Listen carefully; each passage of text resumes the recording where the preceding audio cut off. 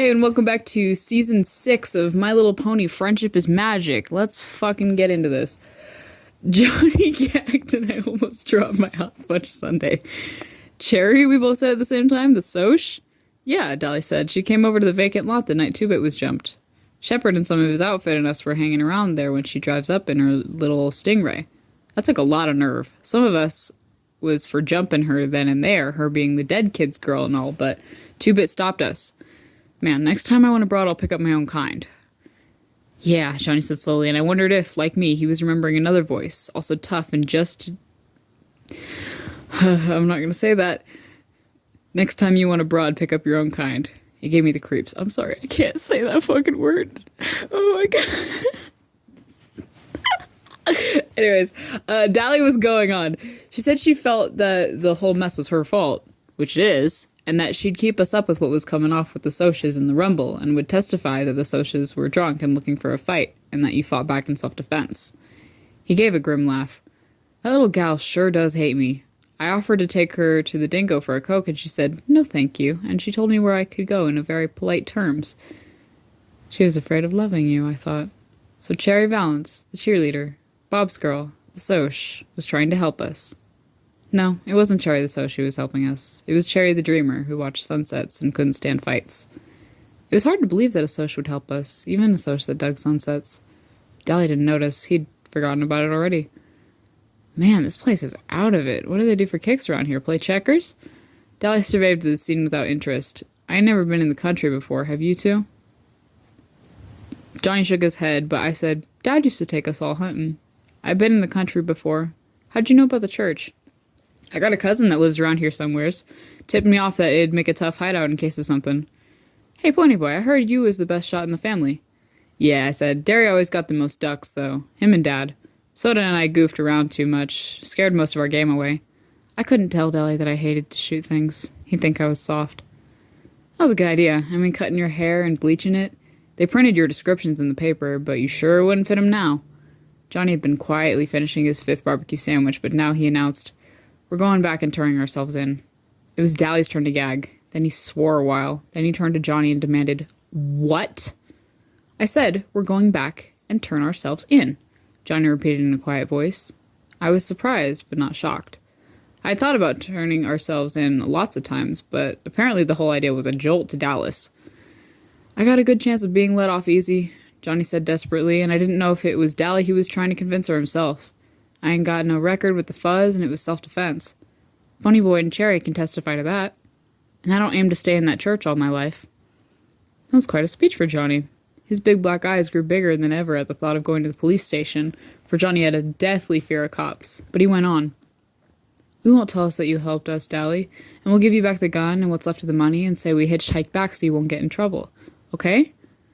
Dolly was chewing the corner of his ID card, which gave his age as 21 so he could buy liquor. You sure you want to go back? Us greasers get it worse than anyone else. Johnny nodded. I'm sure. It ain't fair to Pony Boy to have to stay up in that church with Derry and Soda worrying about him all the time. I don't guess, he swallowed and tried not to look eager. I don't guess my parents are worried about me or anything. The boys are worried, Dolly said in a matter-of-fact voice. Two-Bit was going to Texas to hunt for you. My parents, Johnny repeated doggedly. Did they ask about me? No, snapped Dolly. They didn't ask. Blasted Johnny, what do they matter? Shoot, my old man don't give a hang whether I'm in jail or dead or in a car wreck or drunk in a gutter. That don't bother me none. Johnny didn't say anything, but he stared at the dashboard with such hurt bewilderment that I could have bawled. Dolly cussed under his breath and nearly tore out the transmission of the T-Bird as we roared out of the Dairy Queen. I felt sorry for Dolly. He meant it when he said he didn't care about his parents, but he and the rest of the gang knew Johnny cared and did everything they could to make it up to him. I don't know what it was about Johnny. Maybe that lost puppy look and those big scared eyes were what would make everyone his big brother. But they couldn't, no matter how hard they tried, take the place of his parents. I thought about it for a minute. Derry and Soda Pop were my brothers, and I loved both of them, even if Derry did scare me. But not even Soda could take Mom and Dad's place. They were my real brothers, not just sort of adopted ones. No wonder Johnny was hurt because his parents didn't want him. Oh, fuck. That's harsh. Dolly could take it. Dolly was the breed that could take anything because he was hard and tough, and when he... I'm so sorry. And then when he wasn't, he could turn hard and tough.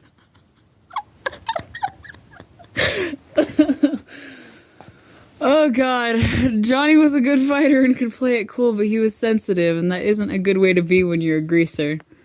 Blasted, Johnny, Dally growled as we flew along the red road. Why didn't you think of turning yourself in 5 days ago? It would have saved a lot of trouble. I was scared, Johnny said with conviction. I still am. He ran his finger down one of his short black sideburns. I guess we ruined our hair for nothing, Pony Boy. I guess so. I was glad we were going back. I was sick of that church. I didn't care if I was bald. Dally was scowling, and from long and painful experience, I knew better than to talk to him when his eyes were blazing like that. I'd likely as not get clobbered over the head. That had happened before, just that it has happened to all the gang at one time or another. We rarely fought among ourselves. Derry was the unofficial leader, since he kept his head best, and Soda and Steve had been best friends since grade school and never fought, and Two-Bit was just too lazy to argue with anyone. Johnny kept his mouth shut too much to get into arguments, and no one ever fought with Johnny. I kept my mouth shut too. But Dally was a different matter. If something beefed him, he didn't keep quiet about it. And if you rubbed him the wrong way, look out. Not even Derry wanted to tangle with him. He was dangerous. Johnny just sat there and stared at his feet. He hated for any one of us to be mad at him. He looked awful sad. Dally glanced at him out of the corner of his eye. I looked out the window. Johnny? Dally said in a pleading high voice, using a tone I'd never heard from him before. Johnny, I ain't mad at you. I just don't want you to get hurt. You don't know what a few months in jail can do to you. Oh, blasted Johnny. He pushed his white, blonde hair back out of his eyes. You got hardened in jail. I don't want that to happen to you like it happened to me. I kept staring out the window at the rapidly passing scenery, but I felt my eyes getting round. Dally never talked like that. Never. Dally didn't give a Yankee dime about anyone but himself, and he was cold. Why did they use that word so much? He was cold and hard and mean. He never talked about his past or being in jail that way. If he talked about it at all, it was to brag. And suddenly I thought of Dally. In jail at the age of 10. Dally growing up in the streets. Would you rather have me living in hideouts for the rest of my life? Always on the run? Johnny asked seriously. If Dally had said yes, Johnny would have gone back to the church without hesitation. He figured Dally knew more than he did, and Dally's word was law. But he never heard Dally's answer. For when we had reached the top of J Mountain, and Dally suddenly slammed on the brakes and stared. Oh, glory, he whispered. The church was on fire. Let's go see what the deal is, I said, hopping out. What for? Dally sounded irritated. Get back in here before I beat your head in. I knew Dally would have to park the car and catch me before he could carry out his threat, and Johnny was already out and following me, so I figured I was safe. We could hear him cussing us out, but he wasn't mad enough to come after us. There was a crowd at the front of the church, mostly little kids, and I wondered how they'd gotten up there so quickly. I tapped the nearest grown-up. What's going on? Well, we don't know for sure, the man said with a good-natured grin. We were having a school picnic up here, and first thing we knew, the place is burning down. Thank goodness this is a wet season and the old thing is worthless anyway. Then to the kids he shouted, Stand back, children, the firemen will be there soon. I bet we started it, I said to Johnny. We must have dropped a light cigarette or something. About that time, a lady came running up. Jerry, some of the kids are missing. They're probably around here somewhere. You can't tell with all this excitement where they might be. No, she shook her head. They've been missing for at least half an hour. I thought they were climbing the hill. Then we all froze. Faintly, just faintly, you could hear someone yelling. And it sounded like it was coming from inside the church. The woman went white. I told them not to play in the church. I told them. She looked like she was going to start screaming, so Jerry shook her. I'll get them, don't worry. I started at a dead run for the church and the man caught my arm. I'll get them. You kids stay out. I jerked loose and ran on. All I could think was, we started it. We started it. We started it. I wasn't about to go through the flaming door, so I slammed a big rock through a window and pulled myself in. It was a wonder I didn't cut myself to death now that I think about it. Hey, Pony Boy. I looked around, startled. I hadn't realized Johnny had been right behind me all the way. I took a deep breath and started coughing. The smoke filled my eyes and they started watering. Is that guy coming? Johnny shook his head. The window stopped him. Too scared? Nah. Johnny gave me a grin. Too fat. I couldn't laugh because I was scared I would drown in the smoke. The roar and crackling was getting louder, and Johnny shouted the next question. Where's the kids? In the back, I guess, I hollered, and we started stumbling through the church. I should be scared, I thought with an old detached feeling, but I'm not. The cinders and embers began falling on us, stinging and smarting like ants. Suddenly, in the red glow and the haze, I remembered what it was like in the burning ember, and I thought, now I know, it's a red hell. Why aren't I scared? We pushed open the door to the back room and found 4 or 5 little kids, about 8 years old or younger, huddled in a corner. One was screaming his head off, and Johnny yelled, "Shut up, we're gonna get you out." The kid looked surprised and quit hollering. I blinked myself. Johnny wasn't behaving at all like his old self. He looked over his shoulder and saw that the door was blocked by flames, then pushed open the window and tossed out the nearest kid. I caught one quick look at his face. It was red-marked from the falling embers and sweat-streaked, but he grinned at me. He wasn't scared either. That was the only time I can think of when I saw him without that defeated, suspicious look in his eyes. He looked like he was having the time of his life.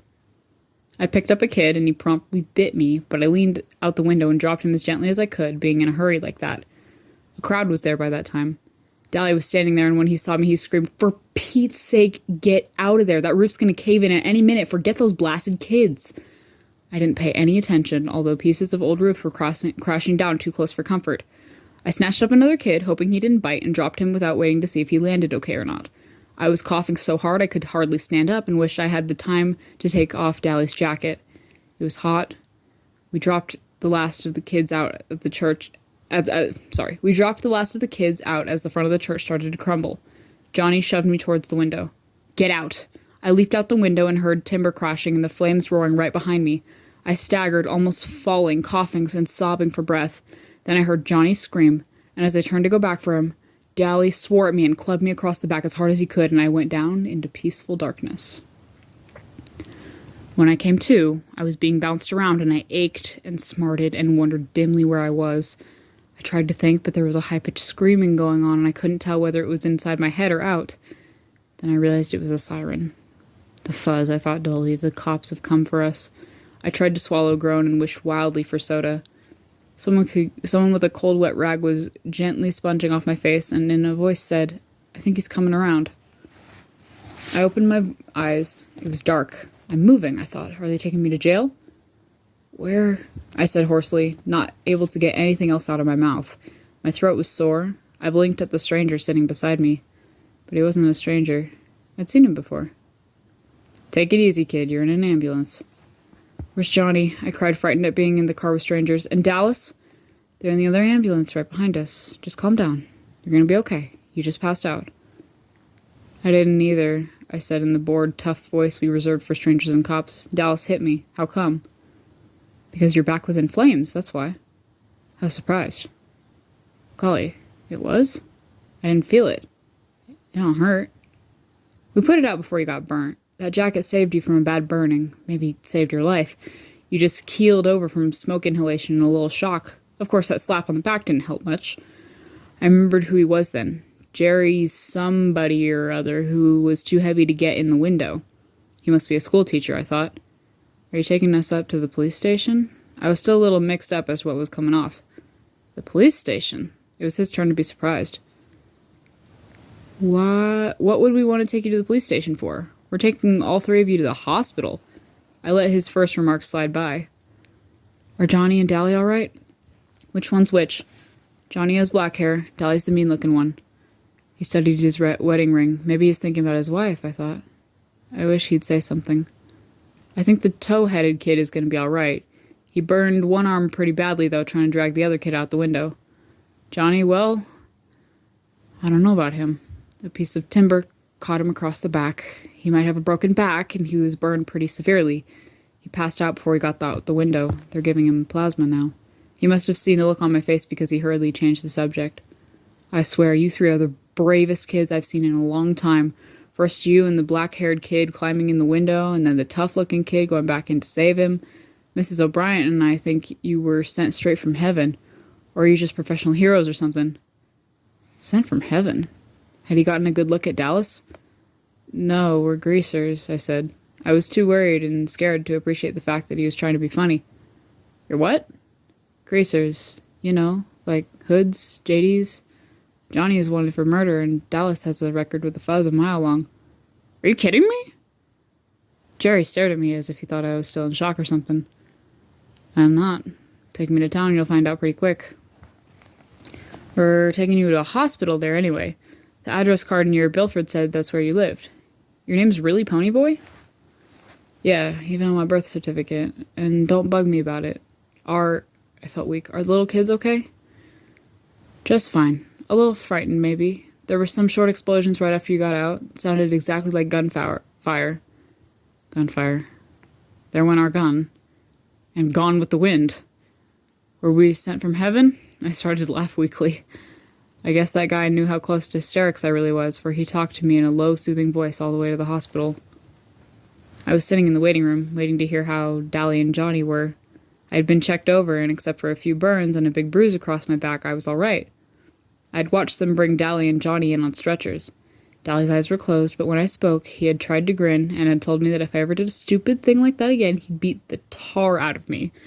He was still swearing at me when they took him on in. Johnny was unconscious. I had been afraid to look at him, but I was relieved to see that his face wasn't burnt. He was just looking very pale and still and sort of sick. I would have cried at the sight of him so still, except I couldn't in front of people. Jerry Wood had stayed with me all the time. He kept thanking me for getting the kids out. He didn't seem to mind our being hoods. I told him the whole story, starting when Dallas and Johnny and I had met at the corner of Pickett and Sutton. I left out the part about the gun and our hitchhiking a ride in the freight car. He was real nice about it and said that being heroes would get us out of trouble, especially since it was self-defense and all. I was sitting there, smoking a cigarette, when Jerry came back in from making a phone call. He stared at me for a second. You shouldn't be smoking. I was startled. How come? I looked at my cigarette. It looked okay to me. I looked around for a no-smoking sign, couldn't find one. How come? Why, Jerry stammered, you're too young. I am? I'd never thought about it. Everyone in our neighborhood, even the girls, smoked. Except for Derry, who was too proud of his athletic health to risk a cigarette. We'd all started smoking at an early age. Johnny had been smoking since he was 9, Steve started at 11, so no one thought it was unusual when I started. I was the weed fiend in my family. Soda smokes only to steady his nerves or when he wants to look tough. Jerry simply sighed, then grinned. There's some people here to see you, claiming to be your brothers or something. I leapt up and ran for the door, but it was already open, and Soda had me in a bear hug and was swinging me around. I was so glad to see him I could have bawled. Finally, he set me down and looked at me. He pushed my hair back. Oh, Ponyboy, your tough, tough hair. Then I saw Derry. He was leaning in the doorway, wearing his olive jeans and black t-shirt. He was still tall, broad-shouldered Derry, but his fists were jammed in his pockets and his eyes were pleading. I simply looked at him. He swallowed and said in a husky voice, Ponyboy. I let go of Soda and stood there for a minute. Derry didn't like me. He had driven me away that night. He had hit me. Derry hollered at me all the time. He didn't give a hang about me. Suddenly I realized, horrified, that Derry was crying. He didn't make a sound, but tears were running down his cheeks. I hadn't seen him cry in years, not even when Mom and Dad had been killed. I remember at the funeral I'd sobbed in spite of myself. Soda had broken down and bawled like a baby, but Derry had only stood there, his fists in his pockets, and that look on his face. The same helpless, pleading look that he was wearing now. In that second, what Soda and Dally and Two-Bit had been trying to tell me came through. Derry did care about me, maybe as much as he cared about Soda. Because he cared, he was trying too hard to make something of me. When he yelled, Pony, where have you been all this time? He meant, Pony, you've scared me to death. Please be careful. I couldn't stand it if anything happened to you. Derry looked down and turned away silently. Suddenly I broke out of my daze. Derry! I screamed, and the next thing I knew I had him around the waist and was squeezing the daylights out of him. Derry, I'm sorry. He was stroking my hair, and I could hear the sobs racking him as he fought to keep back the tears. Oh, Pony, I thought we'd lost you, like we did Mom and Dad. I was in silent fear, then, of losing another person he loved. I remembered how close he and Dad had been, and I wondered how I could ever thought him hard and unfeeling. I listened to his heart pounding through his t-shirt and knew everything was going to be okay now. I'd taken the long way around, but I was finally home to stay. God damn it! Why are they so cute? Aww. Anyways,